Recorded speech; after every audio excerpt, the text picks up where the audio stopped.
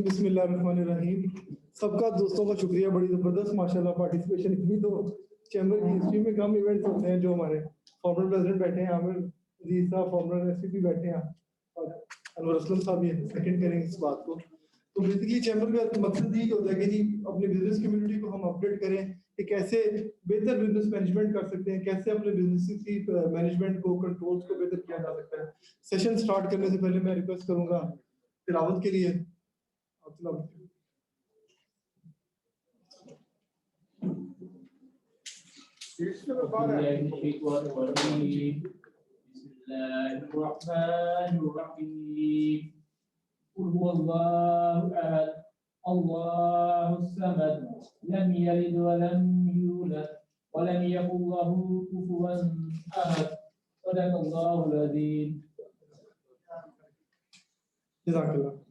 यार इस चेयर जरा कुछ ऐड करा है। सबसे रिक्वेस्ट है जी कि एक दफा दुरूद पढ़ लें दिल में। अल्लाहुम्मा सल्ली अला मुहम्मद।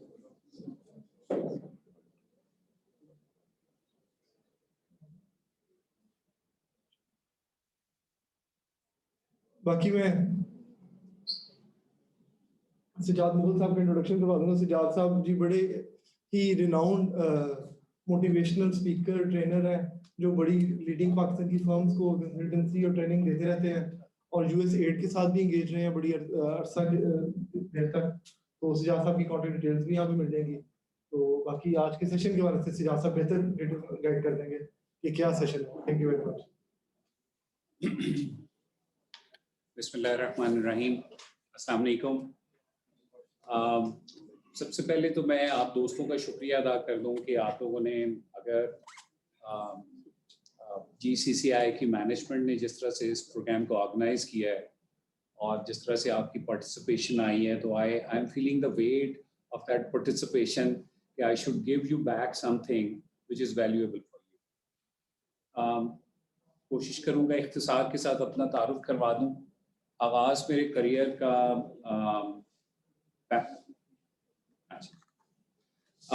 करियर का बैंकिंग से हुआ था।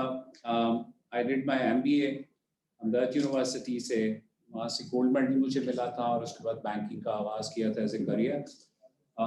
Then I went on to DAIBPA की बैंकिंग की सर्टिफिकेशन होती है, आई गॉट दैट। उसके बाद स्टेट बैंक ऑफ पाकिस्तान ने मुझे as a very young trainer और रोस्टर में ले लिया। आई वॉज क्वाइट यंग के सीनियर वाइस प्रेसिडेंट्स और वाइस प्रेसिडेंट जिस वक्त बैंक के बैठे होते थे तो मुझे यकीनन ये कहते थे कि ये मुंडा हमें पढ़ाएगा। तो मेरा उन्हें जवाब होता था मैं पढ़ाने नहीं आया, मैं आपसे सीखने आया। In fact honestly speaking business management का जितना नॉलेज बेस है वो यहाँ नहीं है, वो यहाँ। हम लोग बाज़-औक़ात अपनी वजूहात की वजह से, मसरूफियत की वजह से वो गुफ्तगू नहीं करते बैठ के जिससे हम एक दूसरे को अपने डेली लाइफ के मसाइल को समझा सकें, और मेरा हमेशा से काम ये रहा। उसके बाद मैं यूनिलीवर्स में चला गया और सप्लाई चेन को मैनेज करता रहा एज ए कमर्शियल मैनेजर। फिर मुझे मौका मिला और गवर्नमेंट ऑफ पाकिस्तान ने मिनिस्ट्री ऑफ इंडस्ट्रीज़ ने ले लिया। सो आज आपकी जो नेशनल SME पॉलिसी है, small and medium enterprise development authority के पास, वो पॉलिसी मेरे हाथ में लिखी है। और बैंकिंग के जो रेगुलेशंस हैं, जो SME के रेगुलेशंस हैं, जिसमें 20 लाख तक का वो लोन जो कैश बेस्ड फाइनेंसिंग पे विदाउट क्रेडिट, वो भी मेरे हाथ का लिखा है। इसके नतीजे में मुझे एक स्कॉलरशिप मिल गया था पब्लिक पॉलिसी का प्रोग्राम में। मैंने टोक्यो में मास्टर्स किया पब्लिक पॉलिसी में और मैंने वहाँ पे टॉप किया। I was the first Pakistani. वापसी के ऊपर जिस वक्त national SME policy prime minister ने अप्रूव कर दी, तो उसके बाद तकरीबन 12 अरब रुपए का जो PSTP का प्रोग्राम था जो डिज़ाइन हुआ, उसका एक नतीजा ये बिजनेस सेंटर। इस बिजनेस सेंटर का PC1 सजाद मुगल का उसमें थोड़ा सा हाथ है और इसकी कंस्ट्रक्शन।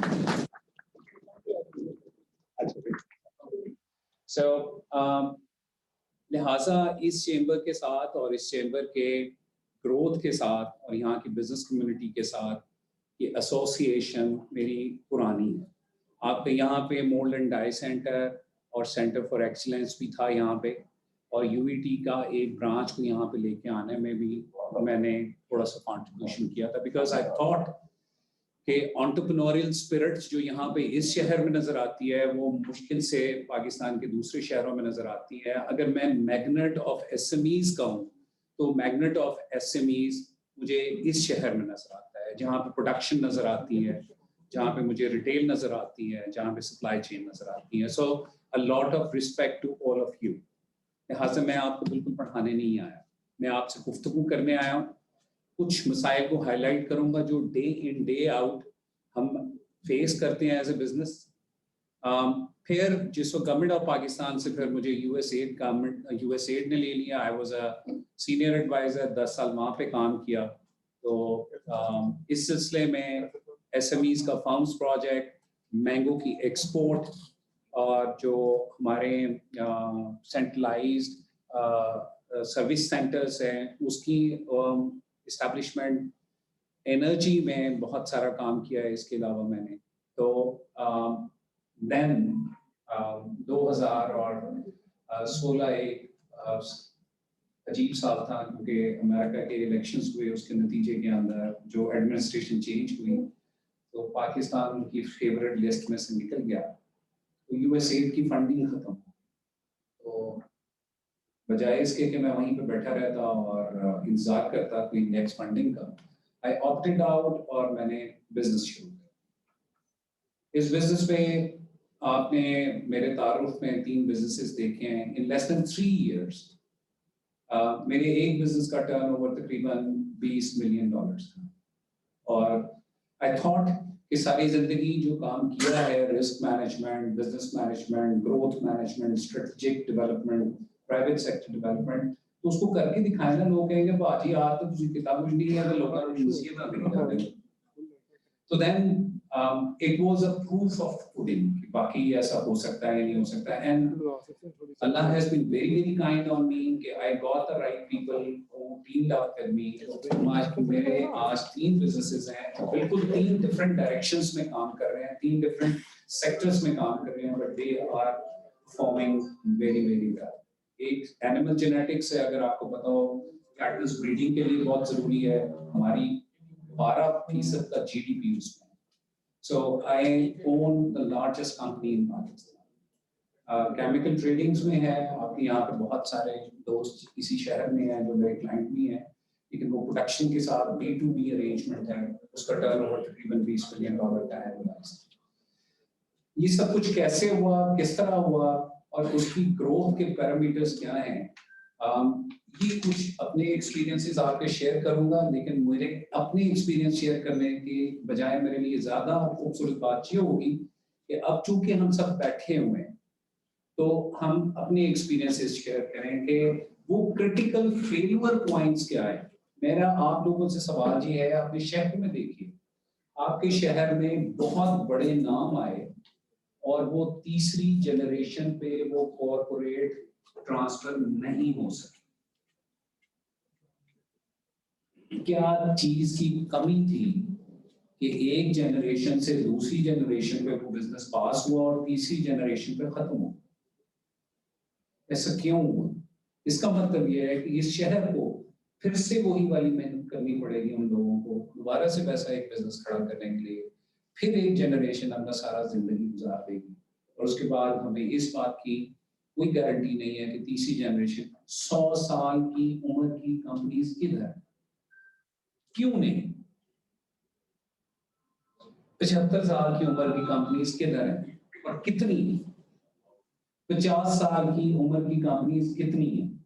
इससे पता नजर कि वो प्रोप्राइटरी कंसर्न है, वो पार्टनरशिप है, वो प्राइवेट लिमिटेड कंपनी है या पब्लिक लिमिटेड। बिजनेसेस हम ये सोच के चलाते हैं कि ये नस्लों का कारोबार है। अपने इर्द गिर्द देखिए, जिनकी हम डिस्ट्रीब्यूटर बनते हैं जिन कंपनीज के, और जिनके हम फ्रेंचाइज होल्डर्स बनते हैं, उन कंपनीज की उम्रें 100 साल से ऊपर है। अगर वो कर सकते हैं तो हम भी कर सकते हैं। करेक्ट जी? जी बिल्कुल। अगर ये मेरा इख्तिसार के साथ तारुफ था, तो अब मैं अपने दोस्त से कहूँगा कि जी प्रेजेंटेशन जरा शुरू कीजिए। सो व्हाट हैज चेंज्ड, क्या तब्दीली आ गया? अगर इजाजत हो तो मैं खड़ा हो सकता हूँ? जी बिल्कुल खड़ा हूँ। इससे ऐसे भी करना है। मैं क्यों भी ऑलरेडी शॉर्ट ऑफ चेयर। जी मेरी चेयर ले सकते हैं आप प्लीज। मेरी आपकी चेयर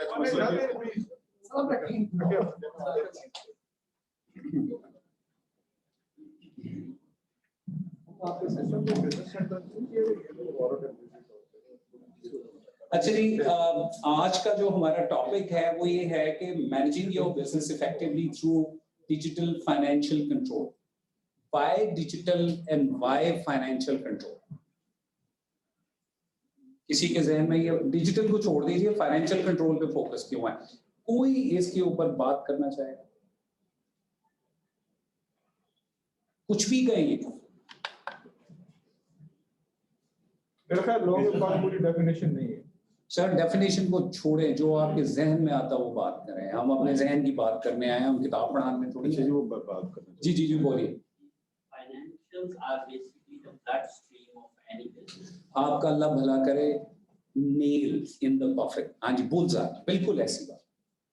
जैसे कि कोई जिस्म फंक्शन नहीं कर सकता ब्लड स्ट्रीम के बगैर, फाइनेंशियल रिसोर्सेज के बगैर नहीं कर सकता। आप सब लोग ये सवाल पूछते हैं, मेरे हाथ से कैश गया और मेरे हाथ में कैश मुनाफे के साथ जब वापस आएगा तो वही मुनाफा, उसके बाद अगली परचेज होगी, अगली प्रोटेक्शन होगी और अगली सेल होगी। करेक्ट जी? इसलिए आज की प्रेजेंटेशन के लिए हमने फोकस फाइनेंशियल कंट्रोल को किया। डिजिटल क्यों किया जाए? डिजिटल इसलिए किया कि मैं आपके साथ आज गुफ्तगू ही नहीं कर सकता अगर डिजिटल ना हो, क्योंकि जूम के ऊपर ये लाइव टेलीकास्ट भी हो रही है और मेरी आवाज आखिरी कोने तक इस डिजिटल टेक्नोलॉजी की बदौलत आती है। So digital is our reality. आपकी जेब में डिजिटल है, आपके हाथ पे डिजिटल है। अब तो हम सब लोग डिजिटल हुए हैं, CNIC नंबर भी डिजिटल। करेक्ट जी? So digital is a reality. अगर ये दो रियलिटीज है तो ये दो रियलिटीज को कंबाइन करना बड़ा इंपॉर्टेंट है, because this is going to define the reality of a business today. अगली slide sir. So why digital? किसी जमाने में हमारे शहरों में मनियारी की दुकान होती थी। जी वालेकुम अस्सलाम। इस मनियारी की दुकान के ऊपर जिस वक्त हम राशन देते थे तो उसकी एक रसीद बना के देते थे, तो वो कहता था 1.5 घंटे 2 घंटे बाद आ जाना, तै मेरे को सारा राशन लै जाना। और जो लिफाफे बनाता सी, पूड़ियां बनाता सी, उसके बाद वो चेंज हो गया। चेंज होने के बाद उन्होंने ये किया कि एक सुपर स्टोर्स बना दी जिसके अंदर रैक्स लगा दिए, ट्रॉलियां दे दी। अब उसकी पूड़ियों बनाने वाला काम आप कर रहे हैं। सियाना आदमी था, आप समझ रहे हैं कि यार इसने बड़ी सहूलत दी है। बेसिकली उसने अपनी कॉस्ट लिफाफों में डालने की, पैक करने की, इकट्ठा करने की, उस लिस्ट को सॉर्ट करने की, उसने वो 2 घंटे बजाए हैं आपसे। अब वो नहीं कहता कि आप 1.5 घंटे के बाद या 2 घंटे के बाद अपना राशन ले जाए। They are very smart. आज आपका बैंक भी आपको यही करता है। आपने मनी ट्रांसफर करनी है, पहले उसका टेलर वो रसीद भी भरता था और ट्रांसफर भी करता था। अब आप अपने कंप्यूटर के ऊपर बैठ के ये सारा काम कर रहे होते हैं, मुनाफा वो ले जाते। ठीक है रे? सियाना कौन है? उसका कैश टेलर पहले 25 ट्रांजैक्शन करता था उसी काउंटर से। जिस वक्त मैं बैंक में था उन्होंने कहा 40 ट्रांजैक्शन से ज्यादा वाउचर हो जाए तो आप एक स्टाफ और ले लें। आज की डेट में कैश टेलर का स्टैंडर्ड है 450 transaction in 6 hours. City bank ने 3 ब्रांचों के साथ पाकिस्तान में 3.5 million 35 lakh credit card holders को सर्विस दी। उसका चेक काट के उसके ड्रॉप बॉक्स में डालते थे।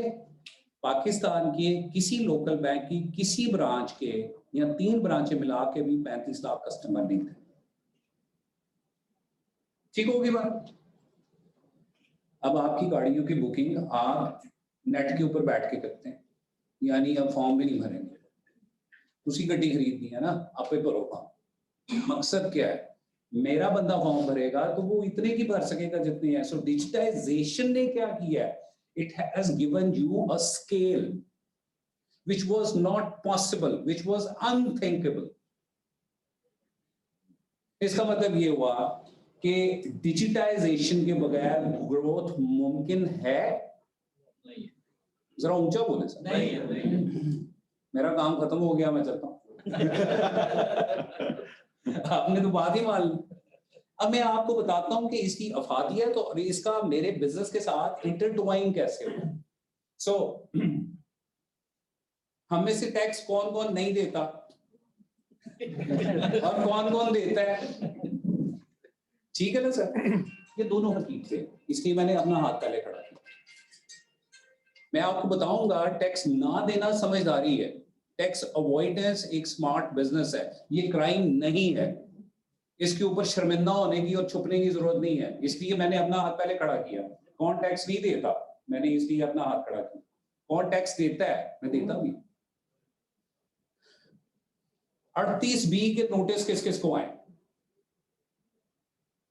सेल्स टैक्स के। मैन्युफैक्चरिंग में कौन कौन दोस्त है हमारे? 38B का नोटिस नहीं आया जानकारी? आज तक नहीं आया। अब की में हो सकता है, मैं मानने में सारा लाभ बड़े अच्छे ने। कुछ किस्मत को लग रहा है मैं भी ऐसी आड़ा बैठा। मामलात बड़े अच्छे कर रहे हैं। एनीवे 38B का नोटिस का मतलब यह है कि आपने अपना स्टॉक रिकंसाइल करवाना है, अपना कैरी फॉरवर्ड रिकंसाइल कराना है, और आपने जो ऑफिशियल इनवॉइसेस शो किए हैं और नहीं शो किए हैं उस सारे खाते को रिकंसाइल कराना है। हम में से कितने लोग ईमानदारी से ये रिकंसिलिएशन करा सकते हैं? मुमकिन है? नहीं है ना?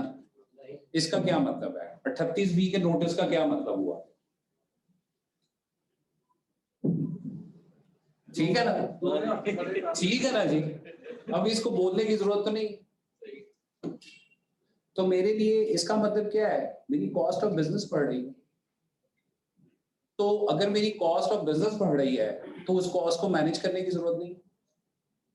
एक नोन कॉस्ट होती है जो आपको पता है, और एक अननोन कॉस्ट है। अगर अननोन कॉस्ट आपके कवर नहीं कर सकते तो आप अपनी प्रॉफिटेबिलिटी की प्रेडिक्शन कर सकते नहीं। कौन कर सकता है? ऐसा कुछ सियाना है तो मैं फौरन हायर कर लूंगा, या मैं और नौकर होगा। ठीक है जी, आगे चलते हैं। Accuracy for decision making. नहीं, आप नहीं आगे चलते, मैं आगे चलता हूं।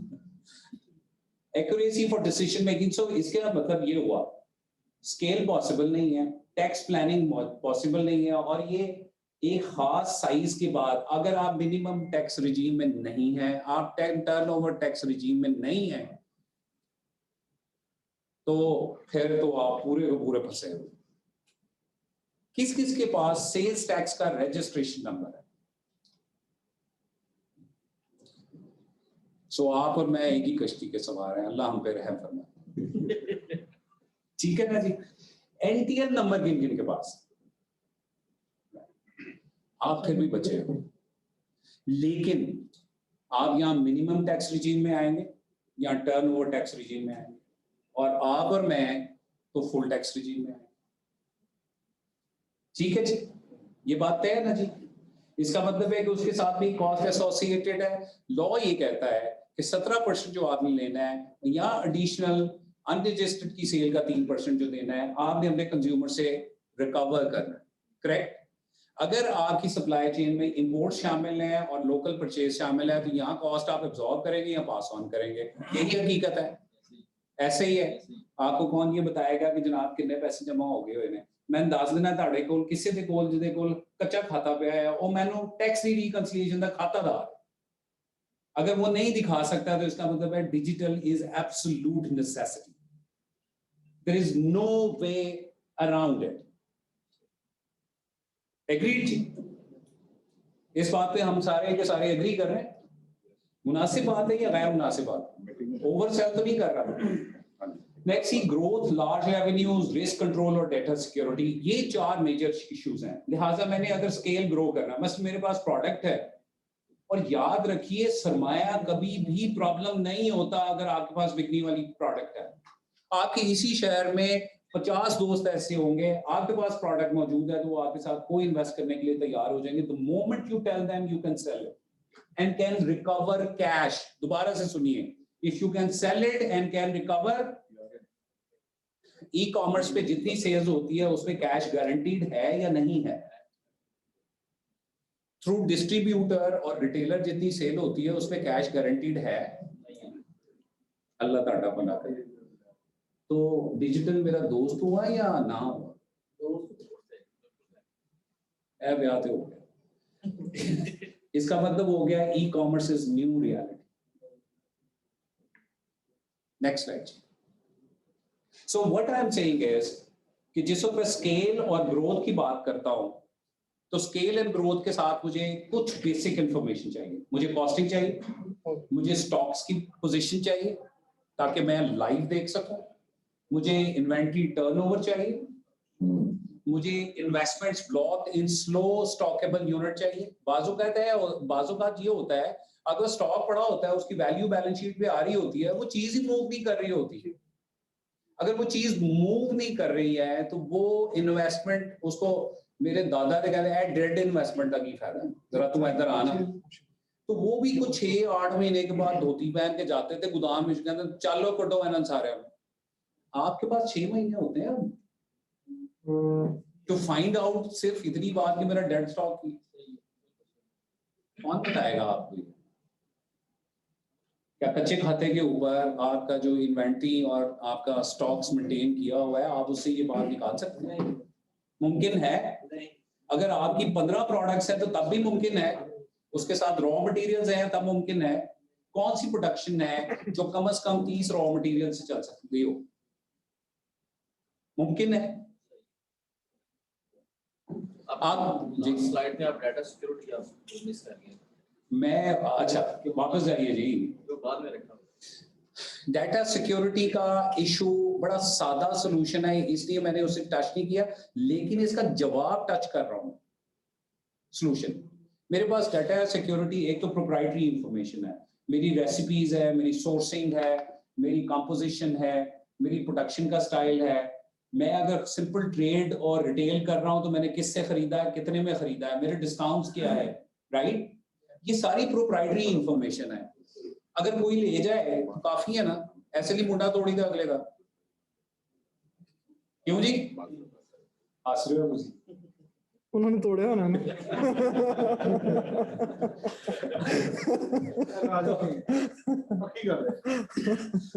लेकिन अब वो मुंडे के वस की बात नहीं रही। अब मुंडा तोड़ना ਤੁਹਾਡਾ मसला हल नहीं होना, क्योंकि चीजें डिजिटाइज हो रही है और एक्यूरेसी की तरफ से। ये डाटा सिक्योरिटी है। एफबीआर ਦਾ छापा है, सब तो पहले की कर दो जो घर जा गए दौड़ने पीछे ही करिए, पतली गली तो निकलने हैं। ਤੇ ਜੇ ਮੈਂ ਤੁਹਾਡੀ ਇਹ ਡਾਟਾ ਸਿਕਿਉਰਿਟੀ ਵੀ ਕਰ ਦਵਾਂ ਤੇ बड़ा अच्छा हो जाए, जान छुट जाएगी सारे। दौड़न तो बच जाएंगे। चलो जी, ਇਹ ਗੱਲ याद रखना है, जवाब लेके जाना। जब वो सिस्टम भेजें तो डाटा सिक्योर फिर भी ना। कौन सा? यही तो खूबसूरत बात है। आपका फोन मैं कन्फिस्केट कर लूं और आपकी ईमेल होस्ट है जीमेल पे, कौन सा बच्चा है जो उसको क्रैक करके दिखा दे? इसको कहते हैं क्लाउड होस्टिंग, क्योंकि आपकी मेल क्लाउड पर। The moment you sign out, आप अपने अकाउंट पे जाएं, sign out from all devices, ऐसी की तैसी। इसको तो यूएस गवर्नमेंट भी नहीं क्रैक कर सकती, क्योंकि वो 1 ट्रिलियन की कंपनी है। उसकी रेपुटेशन कॉम्प्रोमाइज होगी तो पूरी दुनिया में compromise. IPhone 700 billion, 1 trillion dollar की कंपनी होगी, 1 ट्रिलियन डॉलर की। There is no other company. Data breach हो गया, आपको पता है वो जो एक इवेंट हुआ था जिसमें शूटिंग हुई थी, उसका फोन आया था, इनक्रिप्टेड था, वो खोल नहीं सक रहे थे। बाकायदा अदालत से इजाजत लेके सफीना दिया और फिर खोला। उससे पहले उन्होंने कहा नहीं खोलें, ऐसी की तैसी।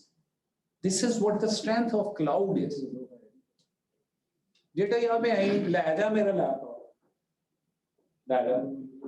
आपने साइन आउट किया, खत्म हो गया। There is nothing. Word install होया, लिखी जा जिन्होंने लेटर लिखना। सो सिक्योरिटी को मैंने बुनियादी तौर पे बताया ये है कि we all confront this question, we need to be very cognizant of it and have to do something about it.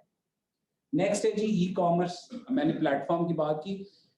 देखें, एक सादी सी बात है, मैंने अपनी डिस्ट्रीब्यूशन में इन्वेस्ट करना है, मैंने उसके बाद रिटेल पे इन्वेस्ट करना है, मैंने उसके बाद उनके शॉप फेशियाज लगाने हैं, मैंने उसके बाद उसको क्रेडिट देना है, और मैंने उसके बाद उसके तरले करने हैं, पैसे भी दे, ठीक है जी। उसके बाद मेरे बैंक की मैच्योरिटीज आएंगी, पेमेंट्स आएंगी, तो मैं उनको कहूँगा यार 5% लल्ला है होर ते मैं कैश दे दे। जितने अच्छे रिटेलर्स होते हैं जो कैश जनरेट कर सकते हैं, वो उस वक्त तक का इंतजार करते हैं कि इन्हें आना ही आना मेरे, और वो आपको निचोड़ देते हैं। इसका मतलब ये हुआ कि मेरी डिस्ट्रीब्यूशन एंड रिटेल की cost somewhere between 15 to 25% very करती है। लोग ई कॉमर्स प्लेटफॉर्म्स पे इसलिए जा रहे हैं कि ये कॉस्ट स्क्वीज होके 5 से 7% के दरमियान में आ जाता है, और cash flow as we all know कि प्रेडिक्टेबल है। तो मुझे अब क्या हुआ, पहले वाली बात हो गई ना, मेरी प्रिसाइज कॉस्टिंग का पता चल गया। अब प्रिसाइज कॉस्टिंग का पता चल गया, मेरे लिए स्केल पॉसिबल। मैं आपको भी नंबर दिखाऊंगा कि ई कॉमर्स का नंबर पाकिस्तान में क्या है, आप परेशान हो जाएंगे। आगे चलिए सर। सो ये आपको इसमें मुझे और मजीद बात करने की तो जरूरत नहीं है। Scale means growth.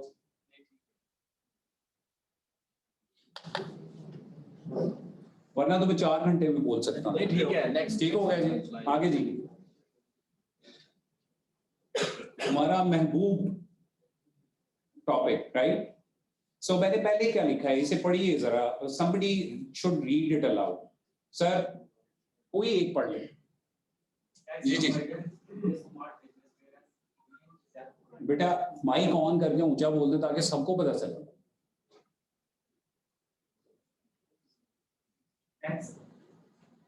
ठीक है बोलो।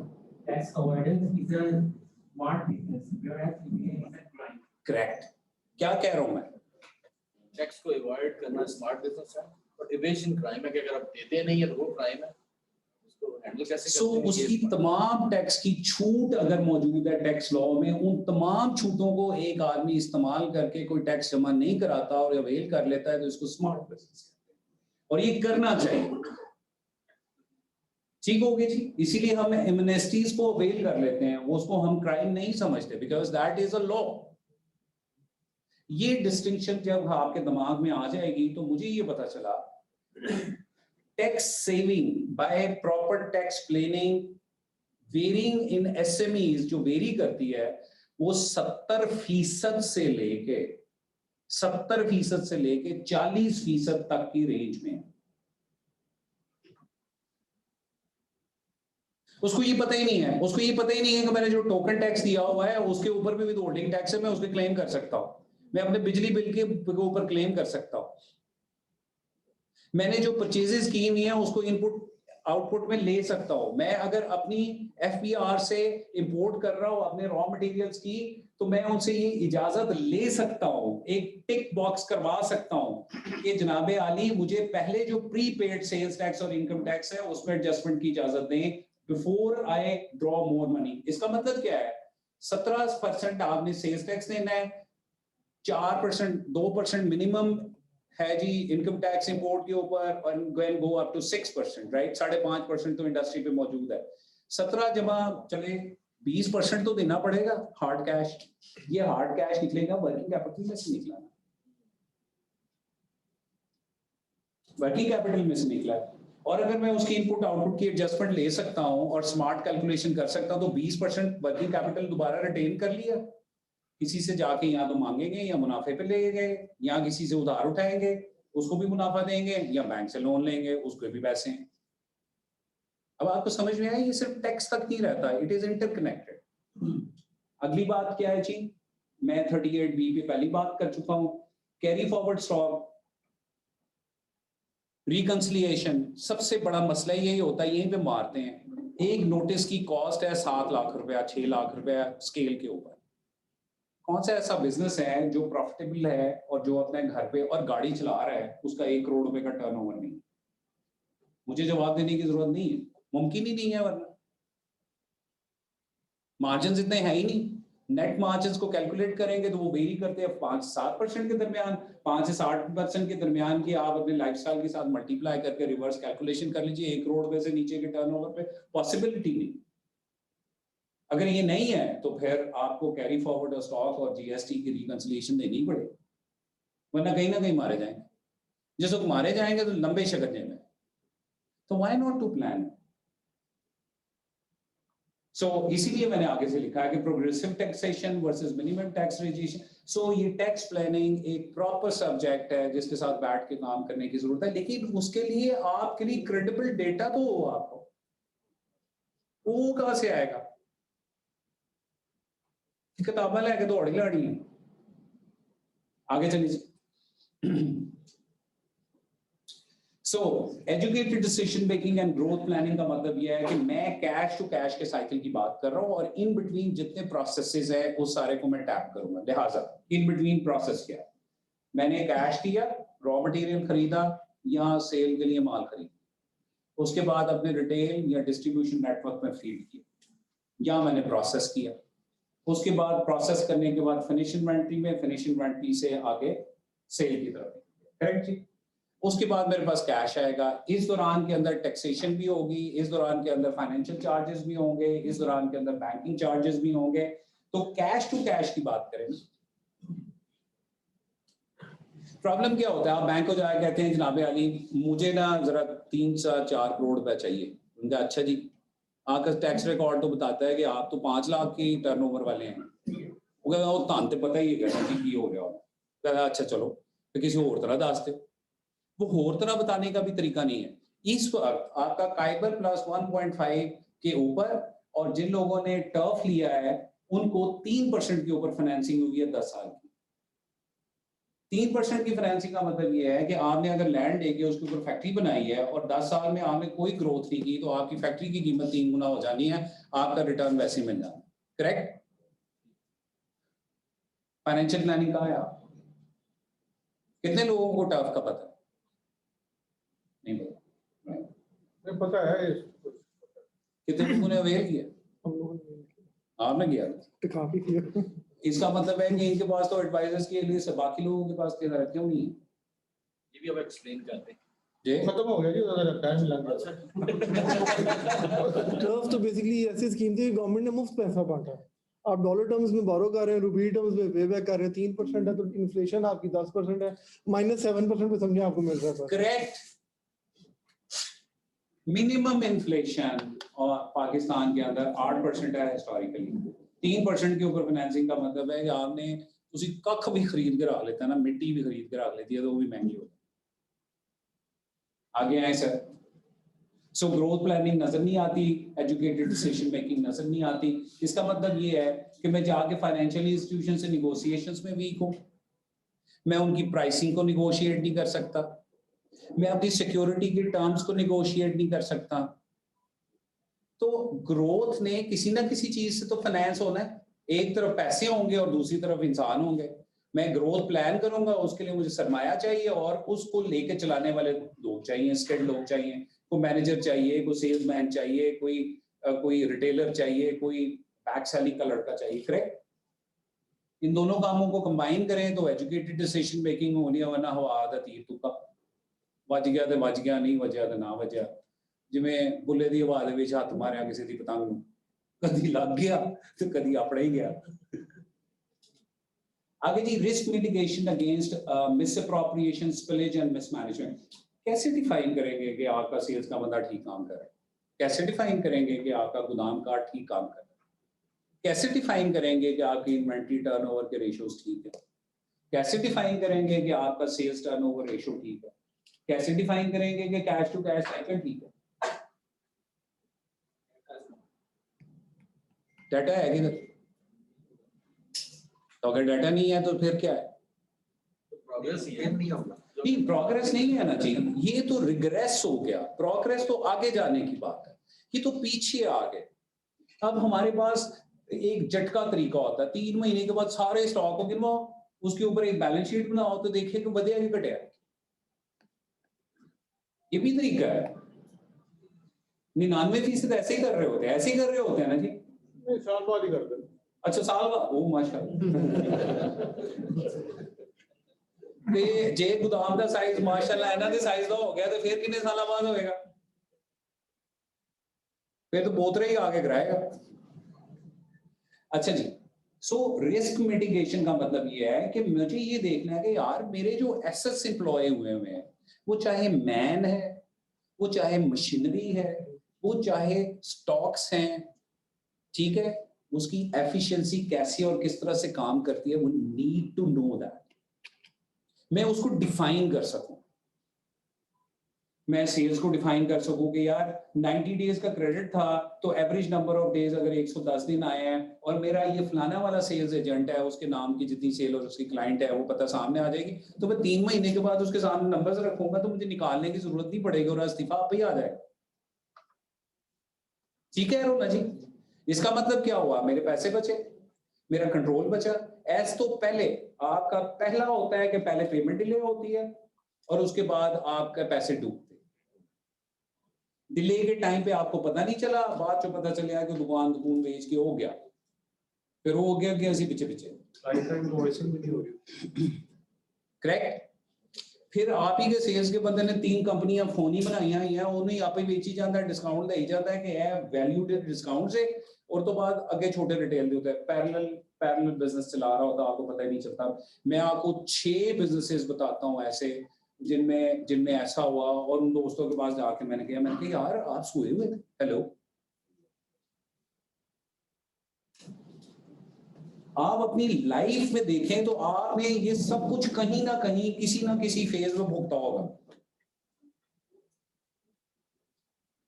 आपका क्लाइंट बैठ गया होगा नॉन रिकवरेबल में, मेरे अब्बा जी ने तो 5% लेके दिखाया, कहते पुत्र है सदका जारी रहे, इसको तो एलिमिनेट नहीं कर सकता अगर तूने पाकिस्तान में काम करना। ठीक हो गया सर, चले 5% की कॉस्टिंग डाली जा सकती है, क्या मैं इसको स्ट्राइव कर सकता हूँ इस 5% को 3% पे ले आऊं? और अगर मेरे 1 बिलियन का टर्नओवर है, जो बड़ी बात नहीं है, इस शहर के बहुत सारे लोग हैं, मेरा ख्याल है आधे से ज्यादा एंटरप्रेन्योर्स बैठे होंगे जिनका इतना सालाना टर्नओवर, इसका मतलब 3 करोड़ रुपए है, इसका मतलब नई लैंड क्रूजर है। ठीक कह रहा हूँ गलत कह रहा हूँ? ठीक है, मर्जी है, किसी और को गिफ्ट करनी है कर रहे हैं, मैं हाजिर हूं कर। अच्छा जी आगे चले, अभी तक कौन कौन बोर हो रहा है? नहीं कोई बोल नहीं हो रहा, सही बात कर रहे हैं। अच्छा लैंड यूजर गल की तो वाह ये हो गया। तो जहन से बड़े खुश हुए। अच्छा जी आगे आइए, अब ये है स्केल।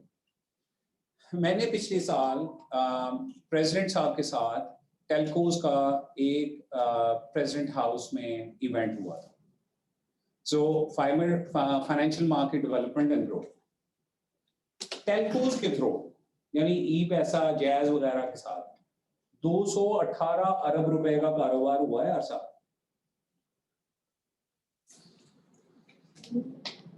तुम समझ आई, जैज का एडा बड़ा इश्तेहार नहीं ला दूंगा, तो इजी पैसा का इतना बड़ा इश्तेहार कैसे लगा दे? अब 2 पेमेंट गेटवेज आपके पास अवेलेबल हैं, जो टेलकोस यानी टेलीकम्युनिकेशन फर्म्स, वो बैंक तो नहीं थे। ये 218 अरब रुपया जिस वक्त उनसे रोटेट होता है, तो इसका मतलब है 218 अरब रुपए में से सारे अगले दिन तो नहीं लेना आ जाते। हम कैश को मरते हैं और इनके पास सरप्लस पड़ा हो, ये जाके फिक्स्ड इन्वेस्टमेंट में डाल देते हैं, ट्रेजरी ऑपरेशन में डाल देते हैं। मैंने जाके उनसे पूछा तो उन्होंने कहा जी 18% मुनाफे का कॉन्ट्रीब्यूशन इस एडिशनल कैश से। मैंने कहा रियली? कहता हाँ जी। मैंने कहा क्या किया हुआ है? कहता पूरा ट्रेजरी का डिपार्टमेंट है हमारे पास। मैंने कहा कितना साइज है ऑपरेशन का? एक टेलको ने बताया मेरा डेली ट्रेजरी यानी जो ओवरनाइट रेट के ऊपर बैंकों को लैंडिंग और बाइंग करते हैं वो, उसका साइज था 40 बिलियन रुपीस।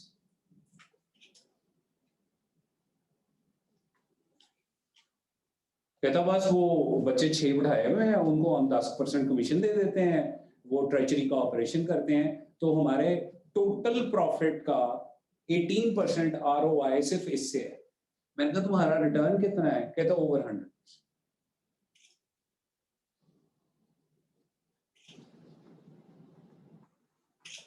ठीक है सर।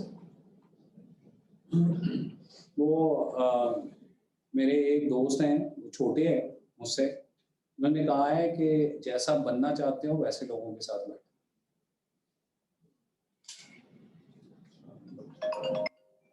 जी, सो आगे अगली रियलिटी देख लीजिए, प्लेटफॉर्म्स जिनकी अपनी एक प्रोडक्ट नहीं है। दराज क्या प्रोडक्ट बनाता है? कोई product platform. Okay, Ali express कौन सी प्रोडक्ट बनाता है? Amazon कौन सी प्रोडक्ट बनाता है? दुनिया की सबसे बड़ी रिटेल कंपनी का नाम क्या है? टैक्सी कंपनी कौन कप सी है? बनाए बगैर Amazon सब तोड़। एक गाड़ी नहीं ऊबर की। You see that? कि where, what is the direction of the business development? किस डायरेक्शन में जा रही है?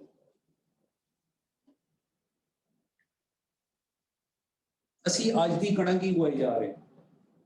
हम अपनी प्रोडक्ट डेवलपमेंट आज दी कड़क है। आगे क्या करना है?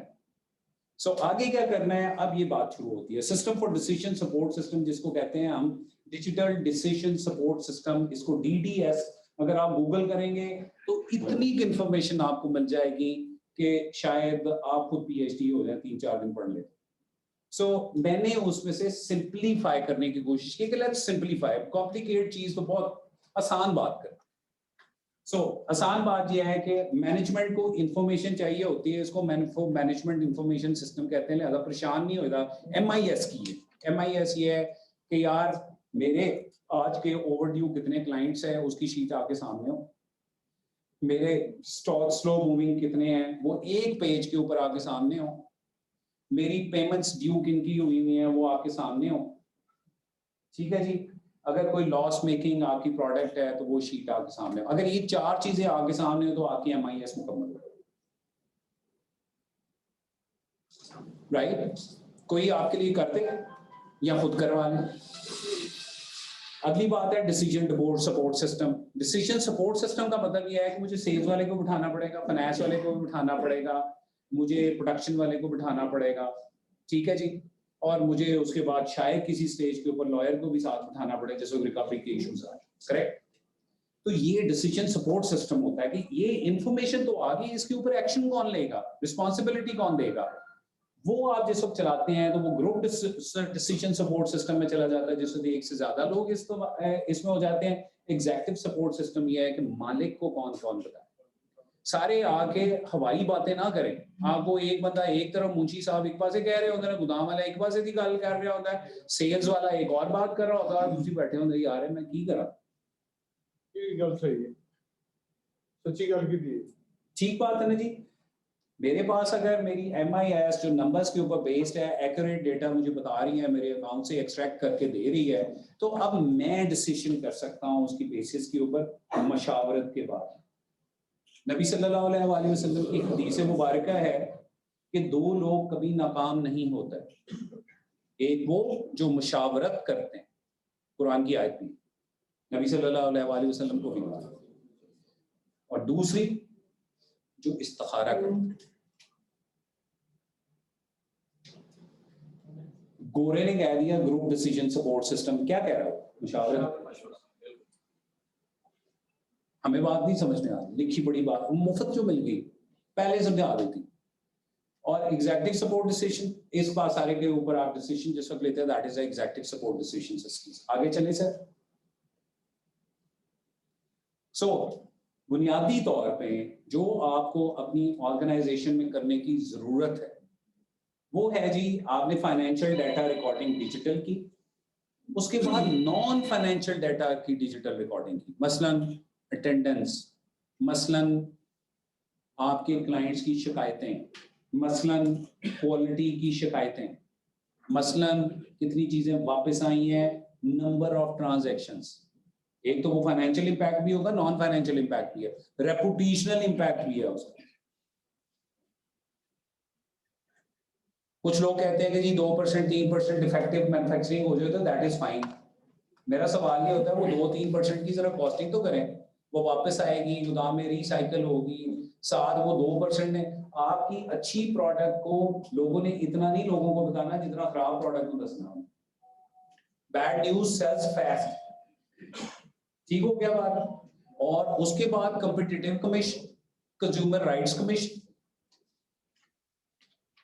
आपके चैम्बर से मुझे एक सर्कुलर आया था जो पिछले दिनों डायमंड पेंट्स के ऊपर उनकी प्रैक्टिस के ऊपर आया था, आपने देखा ना, उन्होंने मैंडेटरी कर दिया, उन्होंने सर्कुलेट कर दिया, उस पर जुर्माना नहीं लगाया, लेकिन रेपुटेशन लॉस तो देखे सारी दुनिया ने पढ़ा, उर्दू और अंग्रेजी दोनों में सर्कुलेट करवा दिया, करेक्ट, ऐसा हुआ। सो बेसिकली कोई सा भी ERP सॉफ्टवेयर ये सारे काम कर सकता है, और उसके बाद आप यूजर इंटरफेस होते हैं, आपने फोन के ऊपर देख लें, कंप्यूटर के ऊपर देख लें, लैपटॉप के ऊपर देख लें, या किसी बच्चे को लगा दें कि ये करके तो मुझे दे दे, और आखिर में आपके पास वो आ जाएगा। इतनी सी बात है। इसका ये मतलब नहीं है कि ये 10 लोग हैं, इसका ये मतलब है कि आप इंटेलिजेंट हो जाएं, क्योंकि प्रॉब्लम को आप देख सकती हैं और उसकी मैनेजमेंट रिपोर्ट आपको मिल जानी चाहिए। इसी तरह से आपके पास सॉल्यूशन भी पता होना चाहिए ताकि आप उसको डिस्कस करके इम्प्लीमेंट कर सके, और उसके बाद आपके पास चॉइसेस हो कि मैंने एक तरफ जाना है, दूसरी तरफ जाना है, तीसरी तरफ जाना है, और फाइनली उसकी इम्प्लीमेंटेशन करके उसको रिव्यू करें। अगर ये साइकिल आप मुकम्मल कर देते हैं तो इसके लिए आप सुबह बैठ के 5 मिनट के लिए टीम मीटिंग करें और उनसे सारी बात पूछ लें, तो तब भी आपका ये सिस्टम पूरा होगा। लेकिन इंफॉर्मेशन की एक्यूरेसी को इंश्योर कीजिए कि जिस faulty information results in faulty decisions. ठीक हो गया सर, आगे चलिए सर। सो अगर मैंने डिसीजन सपोर्ट सिस्टम को डिजाइन करना है तो मैंने डेटा पूल क्रिएट करना है, और अगर मैं ई-कॉमर्स पे चला जाऊं तो मुझे नॉन फाइनेंशियल डेटा भी पता चलता जाएगा। लोग अपनी विश लिस्ट में प्रोडक्ट को डालेंगे, अभी ऑर्डर नहीं किया हो, राइट? तो आपने खुद ब खुद देखा होगा कि आपने कभी अली एक्सप्रेस के ऊपर कभी कोई चीज देखी हो तो आप गूगल के ऊपर को सर्च करें तो उसी चीज का इश्तहार आना शुरू हो जाता। कभी गौर किया? ऐसा ही करता है वो, इसी वजह से तो वो डरना शुरू हो गए हैं। उसके ऊपर एक लतीफा जरा लंबा है, वो बाद में सुनाऊंगा अगर टाइम बच गया तो। अगली बात यह है कि यूजर्स को इंफॉर्मेशन एक्सट्रैक्ट कर सकें। भाई मुझे आपकी स्टैंडर्ड रिपोर्ट्स नहीं पसंद, मुझे किसी और तरह की रिपोर्ट चाहिए जो मेरे लिए है, तो क्या मैं उस डेटा को मैनिपुलेट कर सकता हूँ? क्या मैं एक्सेल शीटों में डालूं और एक्सेल शीट वाले बेचारे ने मैट्रिक किया कोई नहीं, तो एक्सेल शीट किवें चलाएगा? तोरे नाल फार्मूला गलत पा दे फिर वही काम हो जाना जो साडे नाल होंदा है। अगली बात, अलाउ डेटा माइनिंग, आप उसमें से जाके देख सके। मैं जिस वक्त यूनिलेवर्स में था तो हमने 2 काम किए थे। हमने पहली दफा डालडा के डब्बे को सॉफ्ट पाउच में लेके आए थे, दैट वाज अ फर्स्ट। हम उसको कहते हैं प्रेशर टेस्ट। हम जब भी किसी नई पैकिंग को, किसी इनोवेशन को लेते थे तो हमने रहीम यार खान की एक तहसील ढूंढी और हमने तमाम टिन डब्बे के कैंस की एंट्री उस इलाके में बंद कर फॉर 6 months कि अगर कैन अवेलेबल ना हो तो क्या कंज्यूमर स्विच करता पाउच पैक पे? गेस व्हाट, इतनी सी एक्सरसाइज करने का नतीजा ये हुआ है कि आज पॉली बैग में तेल और घी ज्यादा बिकता है टिन के डब्बे से। एंड गेस व्हाट, हमारा मार्जिन, यूनिलीवर्स का मार्जिन 5% से पैकेजिंग चेंज करने से बढ़ा, क्योंकि वो सस्ती थी। हम आपस में सवाल करते थे हम क्या बेच रहे हैं, हम तेल या घी बेच रहे हैं, स्प्रेड्स और कुकिंग्स बेच रहे हैं, तो why I am feeding my tin can manufacturer? So polyolefins की थिन लेयर की मशीन, एक मशीन हमने इंग्लैंड से मंगवाई, दूसरी मशीन 2 सुपरवाइजर्स को बिठाया, उन्होंने बना दी पाउच बैग की वो बनी बनाई प्रिंटिंग के साथ, सिर्फ लेबल के रोल मंगवाते थे, वहीं पे प्रिंटिंग, वहीं पे पैकेजिंग, वहीं पे आउट, टिन साफ ही हो।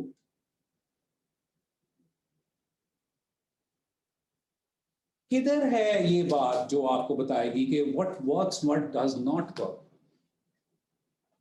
मैं उसको क्यों रगड़ रगड़ के बेचने की कोशिश करता हूँ, उस पर लंबे डिस्काउंट देने की, वो नहीं बिकेगी। शायद जनरेशन चेंज होगी, अब आपको नोकिया 3310 बेचने की कोशिश करे, कौन कौन ले लेगा? आप ले लेंगे? He's a big fan. He's a big fan, नहीं वो असल में ग्रिल एडजस्ट कर रहा था इसलिए। तो अगर मैं आपसे ये कहूं कि अच्छा ब्लैकबेरी कौन लेगा? नहीं, क्यों? 80% डिस्काउंट में पहले ले लेंगे, तो ये क्या बता रहा है, आपका SKU लेवल पे और प्रोडक्ट के ऊपर अंडरस्टैंडिंग ही नहीं है ग्रोथ के लिए, बेसिक डाटा ही नहीं है। अगर मेरी एक पूरे पुश के बावजूद ग्रोथ डिक्लाइन कर रही है तो SKU को हमने किल करना है। मैं आपको एग्जांपल देता हूं। यूनिलीवर्स में हमने 2 चीजों की एक्विजिशन की। हमने पोलका खरीदी। पोलका किस किस को याद है? फंटास्टिक, पता चल गया मेरे एज ग्रुप वाले कौन है।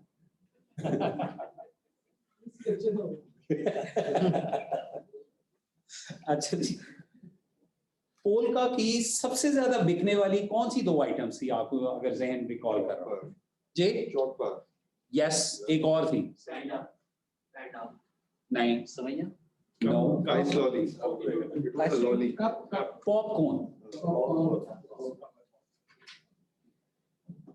मैं उस निगोशिएशन टीम का हिस्सा था जिसने पोलका के साथ निगोशिएट कर रहा था। हमने एसेट्स की असेसमेंट कराई, तो पूरी पोलका की एसेट की असेसमेंट उस वक्त आई 40 करोड़ रुपए, 45 करोड़, ये बैक इन 2000। सो उनके पूरे प्लांट की जमीन की कीमत देखी तो मार्केट वैल्यू में 40 करोड़।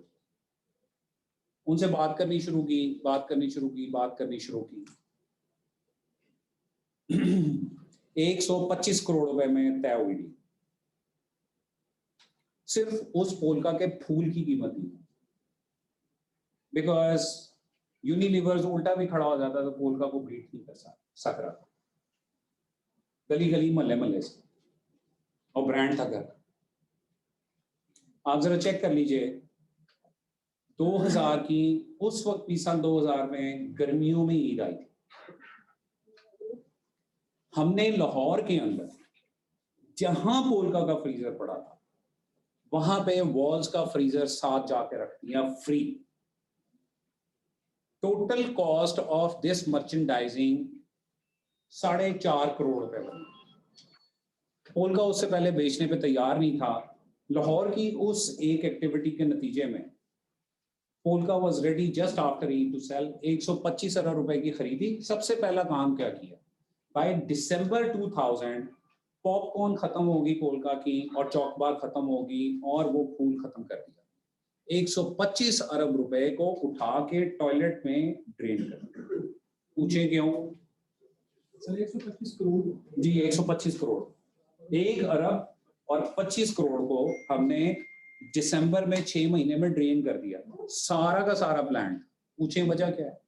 फ्रीजर्स थे, उसके ऊपर नए स्टिकर्स लगाए, वो सारे के सारे स्टिकर्स बन के वॉल्स के बन गए। पॉपकॉर्न की जगह कॉर्नेटो आई। पॉपकॉर्न उस वक्त मिलती थी मेरा ख्याल है 8 रुपए की कि 7 रुपए की, और कॉर्नेटो हमने सेल करना शुरू की थी 16 रुपए।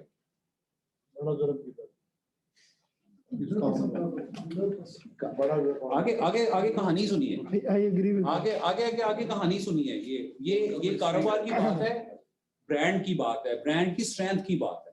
आप उसे एग्री और डिसएग्री कर सकते हैं, यहाँ पे ये सवाल हो ही नहीं रहा। उसके बाद चौकोबार किल कर दी और उसकी जगह क्या आई? यस। और उसके बाद क्या डाला? फीस्ट के बाद हमने मैग्नम। चौकोबार पॉपकॉर्न से भी सस्ती थी, वो उससे 3 गुना कीमत पे थी। अगले दिसंबर तक जो यूनिलीवर्स ने कमाया वो 200 करोड़।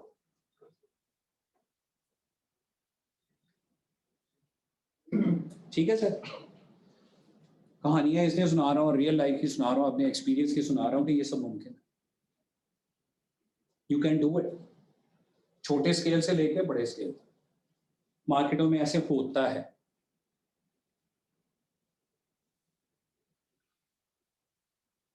लिहाजा ये डिसीजन सपोर्ट सिस्टम आपको हेल्प करता है। हमने सक्सेसफुली, अब दूसरी ग्रोथ की बात कर लेते हैं। ये तो थी ना एक कंपैटिटर की एक्टिविटी की, ग्रोथ की बात। सनसिल्क का शैम्पू बेचना चाहते थे तो बोतल में ही जाता था, हर एक के बाय करने की ऑप्शन ही नहीं थी, राइट। 30 ml में साशे लॉन्च किया पहली दफा, जो पान की दुकान तक चला गया। आज आप अपने घर में किसी काम करने वाले की भी पूछे, उसके भी बाल झड़ हुए हो, ये इतनी सक्सेसफुल है, इसमें तो जुल्म नहीं किया जी, नहीं यार तो जुआ मरिया ने। आगे चले जी। सो आप ग्रोथ की डायमेंशंस है, आपको बाजू का कंपेटिटर के साथ चलना पड़ता है, कभी आपको अपनी ग्रोथ दिखानी पड़ती है किसी और से। What you need is basically, सारे को अगर मैं कल्मिनेट करूं, इस सारे को इकट्ठा करूं, समेटूं इस सारी बहस को, तो what you need is a cloud based financial system. Cloud base के ऊपर आप किसी को बहाम तो नहीं है, क्यों क्लाउड बेस्ड चाहिए? ताकि खाते बढ़ के दौड़ ना लगे, उम्र भी ऐसी है, उनको दौड़ लगती है। It provides security and keeps all financial records off site. Virtual है सब कुछ, off site है। A control over financial matters from anywhere, कहीं से लॉग इन कर ले जहाँ पे इंटरनेट का कनेक्शन मौजूद। ये है सिक्योर्ड है ये क्लाउड में? सर इनक्रिप्टेड है, एब्सोल्युटली। अगली बात, सिस्टम को अब सिर्फ अकाउंटिंग तक नहीं देखना पड़ेगा, गुफ्तगू ये हुई, रिसोर्स प्लानिंग की जरूरत है ना जी। मेरे पास जितने असासे हैं जो बिजनेस में लगे हुए हैं, उस सारे को मुझे देखना पड़ेगा, मुझे अपनी ह्यूमन रिसोर्स को देखना पड़ेगा, फाइनेंशियल रिसोर्स को देखना पड़ेगा, मुझे ब्रांड रिसोर्स को देखना पड़ेगा, अपनी साख भी तो एक रिसोर्स है, उसको भी देखना। वो बाज़ औक़ात साख किसी ब्रांड का नाम नहीं होती, आपकी जुबान होती है। हाजी इब्राहिम साहब ने कह देता है एनजी होना है, सो हाजी इब्राहिम ब्रांड है मार्केट का, उसको अंडरमाइन ना कीजिए, ये बहुत बड़ी ताकत है।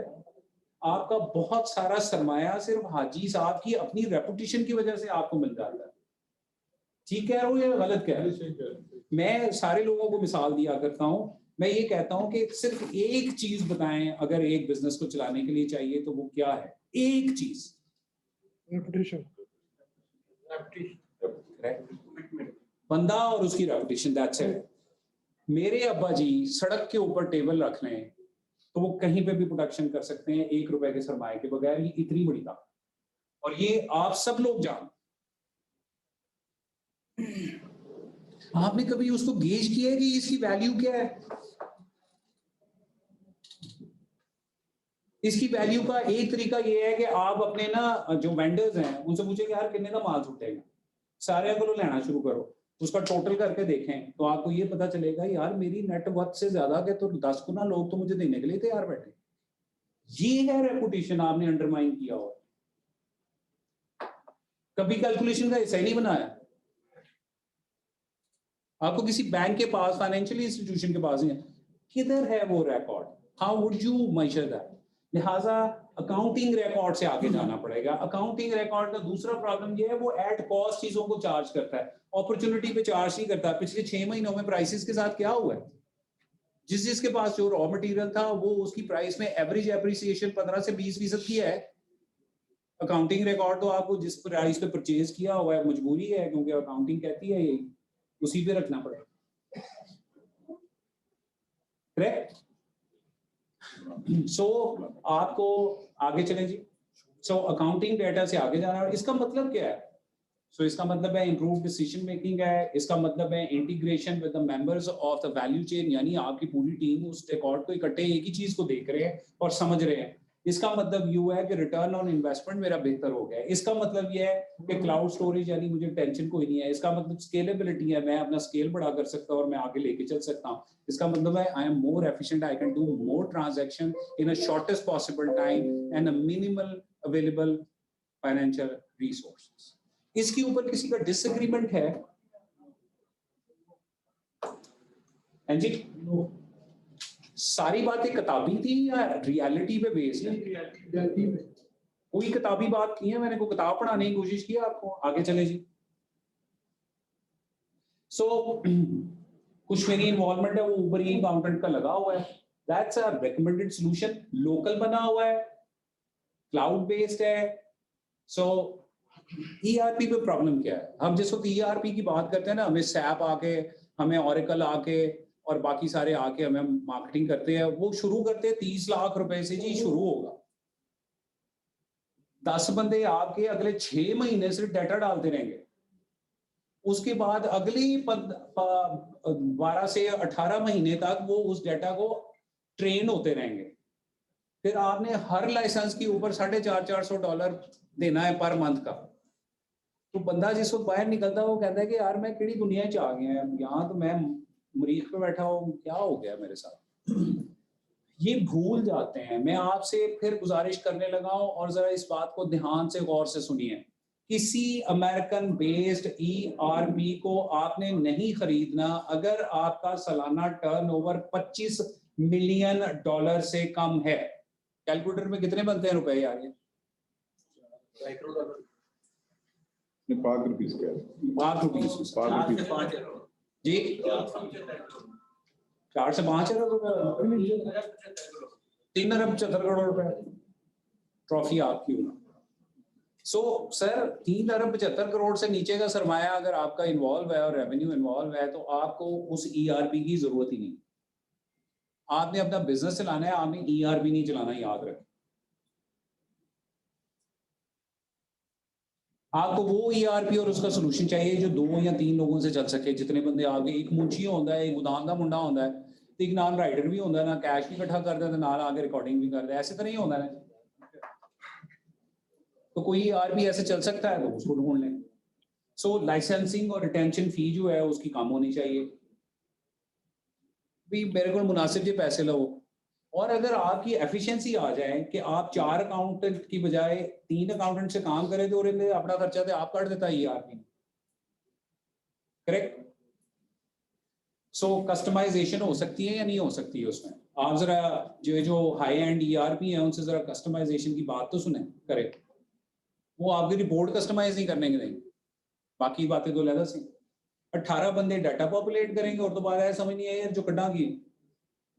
सो data security and divorce clause. Divorce clause क्या जरूरी है कि मैं अगर इस ERP को इस्तेमाल नहीं करता तो उसके बाद मेरे डाटा के साथ क्या होगा, ये भी तो मुमकिन हो सकता है। आपका बिजनेस ग्रो करता करता करता करता उस थ्रेशोल्ड पे पहुंच गया है कि आपको जो लोकल ERP है आप सूट नहीं करता, तो अब आपको माइग्रेट करना है नेक्स्ट लेवल के ऊपर, फिर क्या करें। सो ये डिवोर्स क्लॉज को डिस्कस करना बड़ा जरूरी है कि उस डाटा क्या वो क्लीन हो जाएगा, डिलीट कर दिया जाएगा, हमें उसको डाउनलोड करने की, उसकी बेसिक बैलेंस शीट और उसके लेजर्स डाउनलोड करने की इजाजत मिलेगी या नहीं मिलेगी, और कितना अरसा तक ये available. So divorce clause is very important. आगे चलें।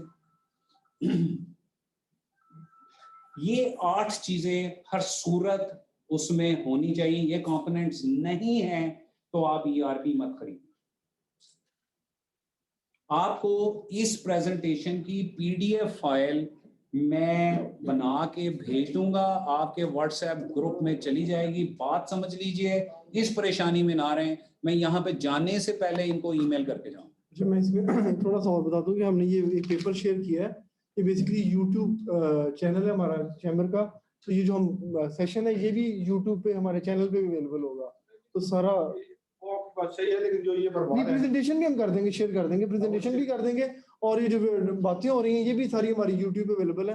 तो ये शेयर करने का मकसद है कि सबसे रिक्वेस्ट है कि इसको वो कहते हैं ना, लाइक करें, सब्सक्राइब करें, बेल आइकन प्रेस करें ताकि वो बेचना क्या चाह रहे हैं।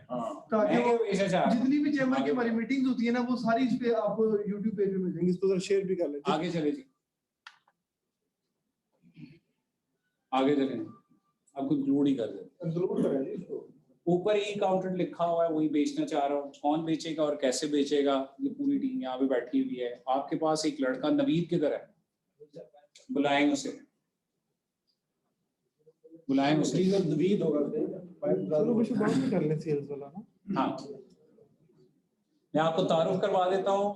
इस गुफ्तगू को कल्मिनेट करने के साथ, इसके सोल्यूशन के साथ, एक बंदा यहाँ पे 2 हफ्ते के लिए हमने चैम्बर के अंदर without any cost to chamber so वो आप यहाँ पे उसके 1 बाय 1 ये जो 8 फीचर्स है, पीछे जाइएगा मेरे दोस्त,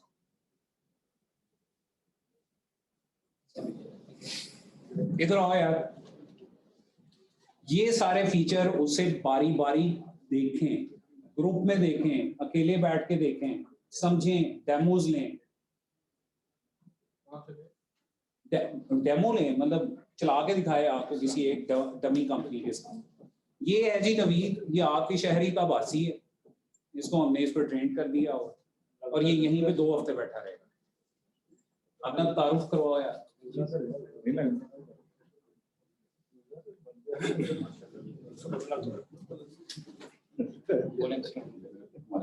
अस्सलाम वालेकुम।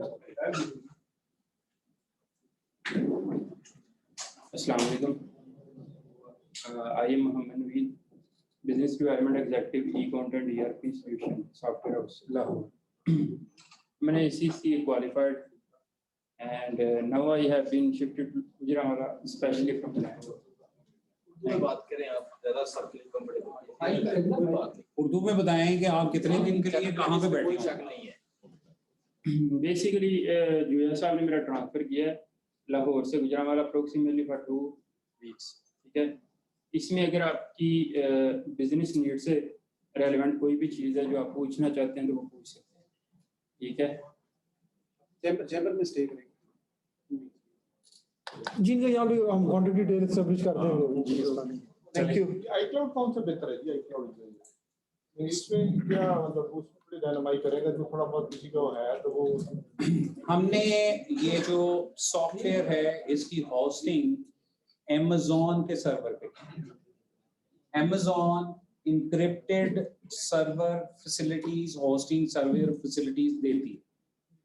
सो उनके पास कोई इख्तियार नहीं है हमारा डेटा देखने का, क्योंकि प्रोग्राम जो डेवलप किया हुआ है वो हमने यहाँ पे डेवलप और उसके ऊपर इंक्रिप्शन लगा दी। सो अगर इस अकाउंट्स के हवाले से और इस डेटाबेस के हवाले से बात करेंगे तो ये Amazon के सर्वर के ऊपर मौजूद है, जिसका डाउन टाइम पिछले 8 बरस से 0 नैनो सेकंड है।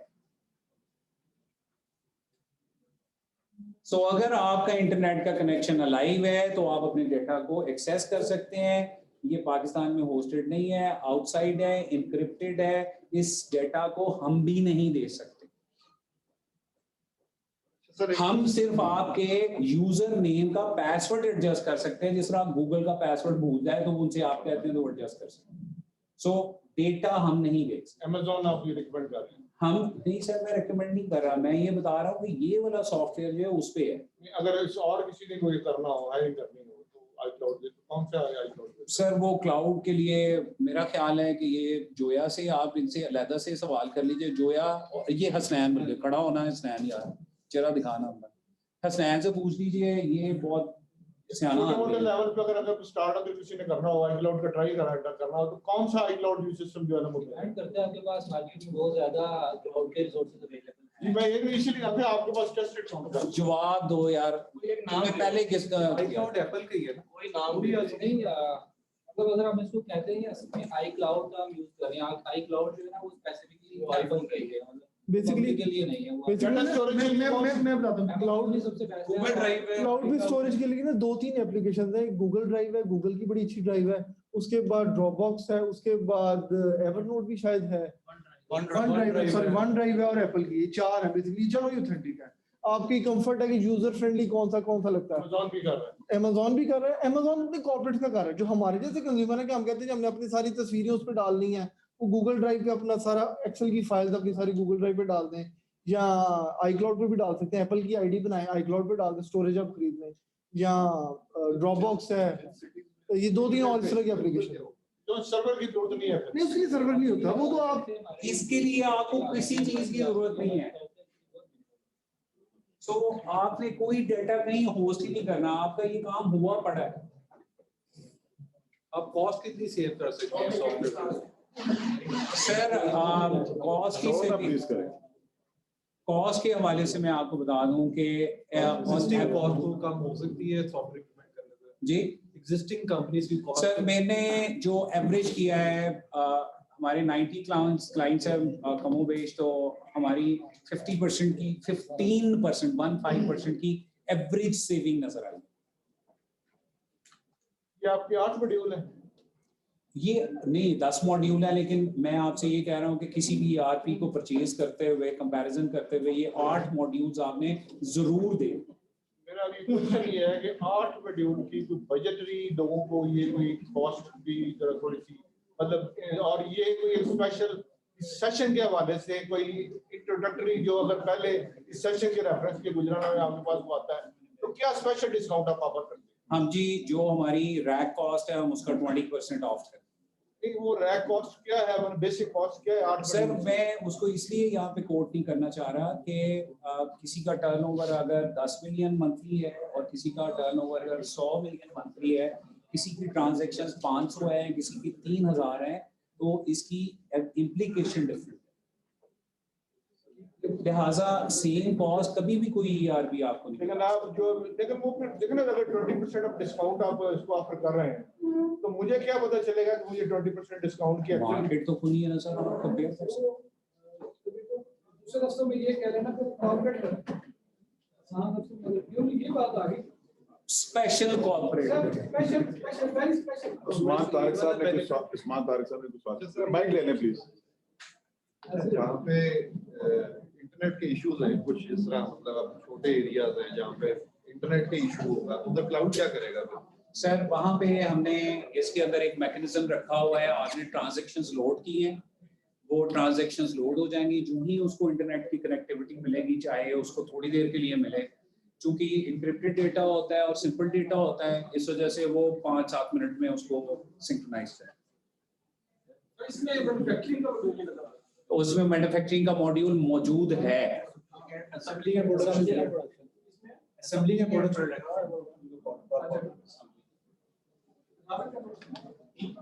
सर मैं गुजारिश ही करूंगा कि क्योंकि डेमोंस्ट्रेशन इतना डिटेल है कि मार्केटिंग पिच प्रॉपर उस तरह से नहीं है। सेपरेट आपके लिए 2 हफ्ते के लिए बंदा ही है सेशन। मेन ऑब्जेक्टिव आज के सेशन का ट्रेनिंग करना है, अवेयरनेस देना है। बाकी ये जो मार्केटिंग पिच है वो बाद में भी यहाँ पे ले सकते हैं, वो कंसल्टेंट बैठे हैं यहाँ पे, वो आप उनसे डायरेक्टली ले। आप कह रहे हैं कि ओरेकल और सैप एक्सपेंसिव है, 25 लाख है, 30 लाख है, लेकिन आपने ये चीज फील की है इसकी कि वो बग्स फ्री है।